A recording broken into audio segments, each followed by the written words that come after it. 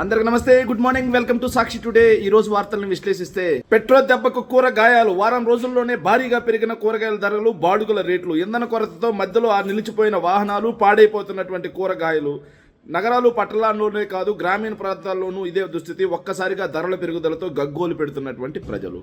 చంద్రబాబు నాయుడు గారి విజనరీ కాదు, ఆయన ఒక విఫల పాలకుడు అనడానికి నిదర్శనం ఇది. విఫల నాయకుడు అన్నాను నిదర్శనం ఇది. ఎందుకంటే చంద్రబాబు నాయుడు గారు కేవలం అమరావతి కోసం డీజిల్ మొత్తం అక్కడికి తరలించి వేయడంతో రాష్ట్ర వ్యాప్తంగా డీజిల్ కొరత వచ్చింది. నిత్యావసర సరుకుల ధరలు, ఏదైతే ట్రాన్స్పోర్ట్ లేదు, డీజిల్ ఉంటేనే కదా బండ్లు బయలుదేరేది. డీజిల్ లేక బండ్లు బయలుదేరలేక వారం రోజుల్లో నిత్యావసర సరుకుల ధరలు ఆకాశాన్ని అంటాయి. ఎందుకంటే అంటే ట్రాన్స్పోర్ట్ లేదు.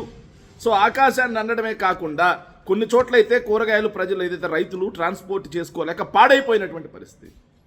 ఒకవైపు డిమాండ్ పెరిగింది, ఇంకోవైపు సప్లై ఆగింది, ఇంకోవైపు పండించిన రైతు అమ్ముకోలేక అక్కడే ఏదైతే కూరగాయలను మొత్తాన్ని కూడా పాడైపోతున్నటువంటి పరిస్థితి. ఇంతటి దుర్మార్గంగా ఒక్క అమరావతి కోసం రాష్ట్రం మొత్తాన్ని ఎండల్లో నిలబెట్టి రాష్ట్రం మొత్తాన్ని ఇబ్బందులకు గురి చేస్తూ, రైతన్నలను అయితే మరీ దారుణంగా ఇబ్బందులకు గురి చేస్తూ, కోతలాగిపోయినాయి. ఆక్వాకి ఏరియేటర్లు లేక ఆక్వా అయితే చేపలు, రొయ్యలు చచ్చిపోయే పరిస్థితి వచ్చింది.